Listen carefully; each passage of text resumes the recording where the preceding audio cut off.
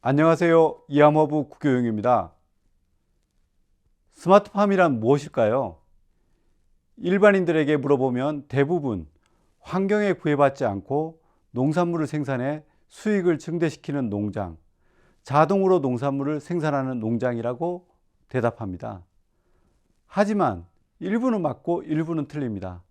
스마트팜일수록 환경의 영향을 더 많이 받고 자동으로 생산하기 위해서는 작물에 대한 지속적인 관찰이 이루어져야 된다는 전제가 있습니다.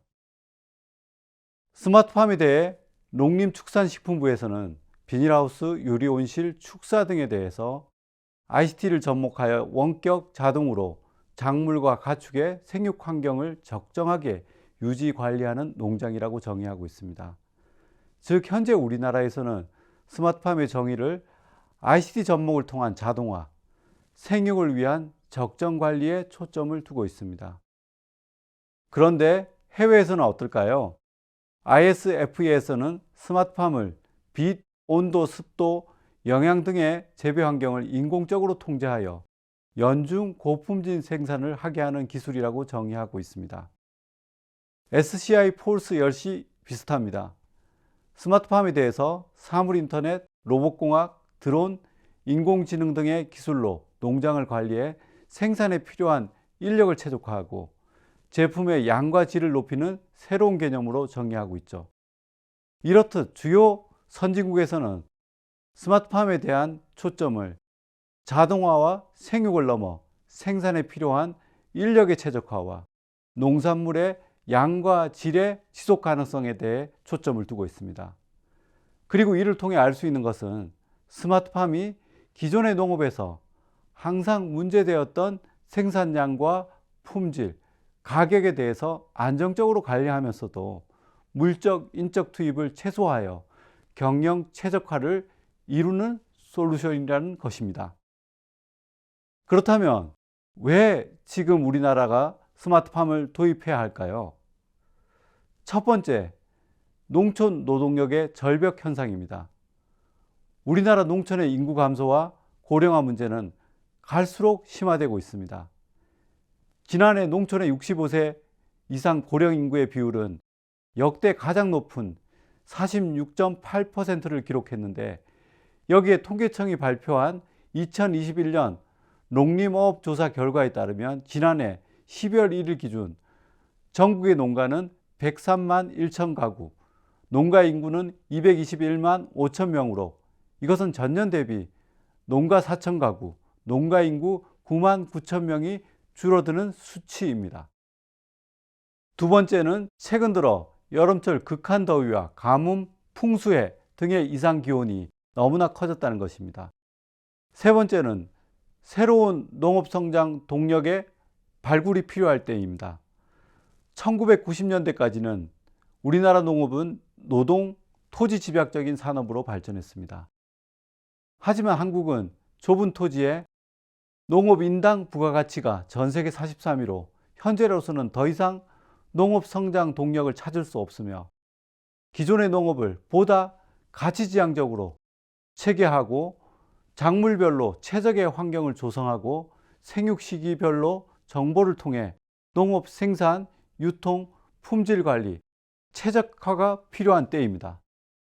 따라서 이러한 배경에서 앞으로 스마트팜의 역할은 크게 세 가지로 나눠볼 수 있겠습니다. 첫째, 이상기온에서 벗어나 농산물을 최적화된 비용으로 안정적으로 공급해야 합니다. 이상기온에 대응할 수 있는 온도, 습도, 빛, 양분을 각 작물에 최적화되게 공급할 수 있다면 농산물의 생산과 공급에 대한 불확실성을 줄여서 농업인과 소비자 모두 최고의 농산물을 안정적으로 판매, 구입할 수 있을 것입니다. 둘째, 환경관리에 대한 최적화뿐만 아니라 농작업에 대한 최적화 활동 역시 이루어져야 합니다. 환경관리 활동은 생육 환경에 맞춰 최적화될 수 있지만 적화, 적화, 잎따기, 방제, 수확 등의 농작업 활동은 로봇과 인공지능을 이용하는 것이 적절할 것인지, 아니면 숙련된 재배사가 관리하는 것이 적절할 것인지에 대해서 경험을 통해 그 효과성과 효율성을 고려하여 판단해야 합니다.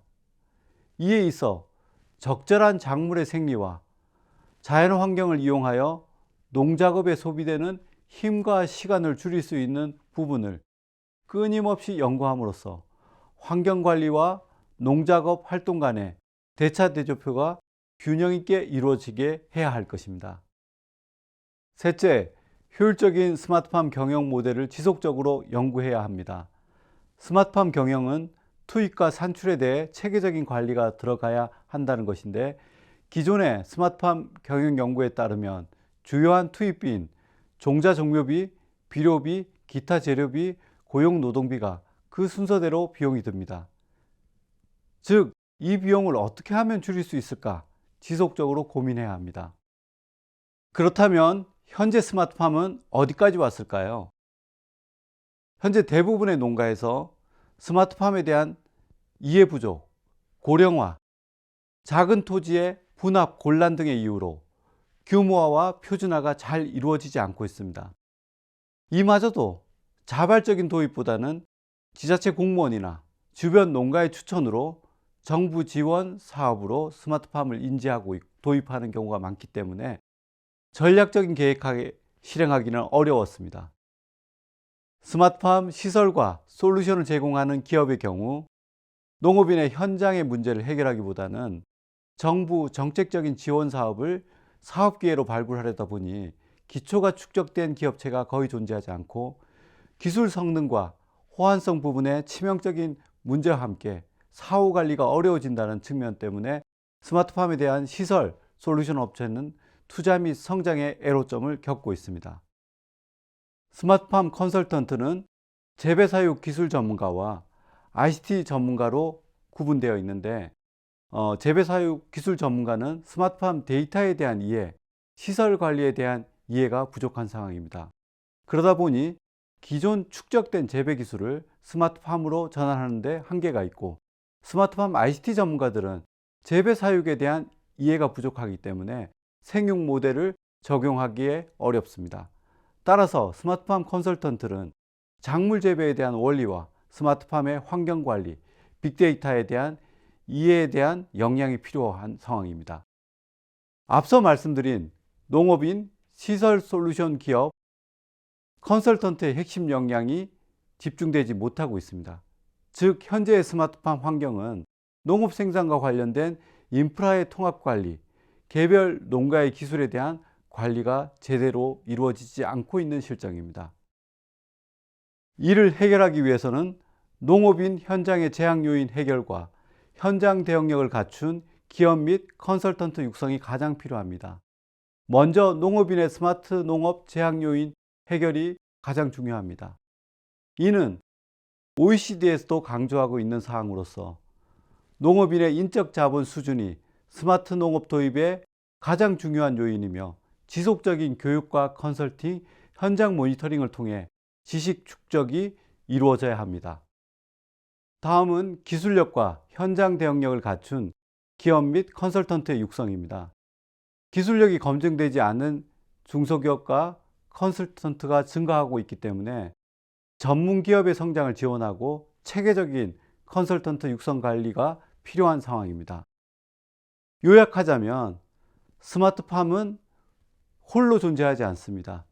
기존의 농업에 대한 작기별, 작형별, 품종별 재배력을 기반으로 이것을 스마트팜 데이터로 전환하고, 이 전환한 데이터 정보를 지식으로 축적하고, 이 축적한 정보를 확산하고, 확산하는 데 있어서 또 문제가 되는 부분들을 연구하는 교육과 확산과 연구가 함께 이루어져야 되고, 이를 위해서는 산학연 협력이 동시에 이루어져야 될 것입니다.